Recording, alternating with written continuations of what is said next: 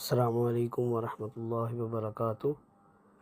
ان الحمدللہ وحدہ والصلاة والسلام علی من لا نبی بعد وعلی آلہ وازواجہ وصحبہ ومن والہ وبعد۔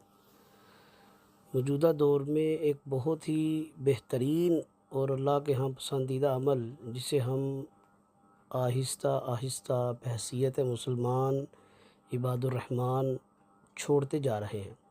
اور اس عمل کے اتنے فائدے ہیں کہ رسول اللہ صلی اللہ علیہ وسلم نے اس کی فضیلت میں فرمایا۔ ابو درداء رضی اللہ تعالیٰ عنہ بیان کرتے ہیں، نبی مکرم صلی اللہ علیہ وآلہ وسلم نے فرمایا، مسلمان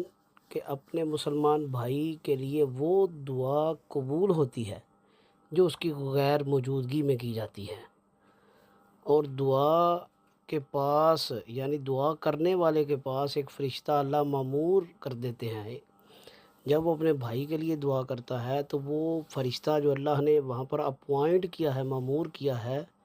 وہ کہتا ہے کہ اللہ تعالیٰ جو یہ مانگ رہا ہے اپنے بھائی کے لیے، اسی کی مثل یعنی وہی چیز اس کو بھی عطا فرما۔ تو یہ کسی بہن بھائی کے لیے، مسلمان کے لیے اس کی غیر موجودگی میں درد دل رکھتے ہوئے، ہمدردی رکھتے ہوئے، محبت رکھتے ہوئے اس کے لیے دعا کرنا، اس کی کسی پریشانی کے ازالے کے لیے، کسی تنگی کے لیے، یہ بہت بڑی نیکی ہے۔ اور اس نیکی کو اللہ اتنا پسند کرتے ہیں کہ نبی رحمت صلی اللہ علیہ وسلم نے فرمایا کہ ایک فرشتے کی اللہ ڈیوٹی لگا دیتے ہیں۔ وہ ڈیوٹی والا فرشتہ جس کو اللہ نے لگایا ہے، اس کی ڈیوٹی کیا ہے کہ جو بندہ مانگ رہا ہے وہ دعا کرتا ہے، اللہ تعالیٰ اس کو بھی عطا کر۔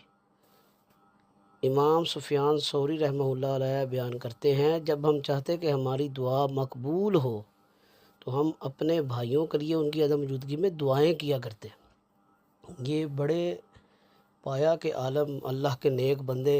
اسلاف میں سے ہیں، اور یہ بیان کرتے ہیں کہ تابعین، تبع تابعین کے اندر یہ رواج تھا، صحابہ کے شاگردوں میں، آگے ان کے شاگردوں میں، محدثین میں، اللہ والوں میں، جب بھی وہ کوئی دعائیں قبول کرنا چاہتے تو اپنے بھائیوں کے لیے ان کی غیر موجودگی میں دعا کرتے۔ ابن تیمیہ رحمہ اللہ علیہ مجموعہ فتاویٰ میں ذکر کرتے ہیں، سب سے زیادہ جلدی قبول ہونے والی دعا کسی کی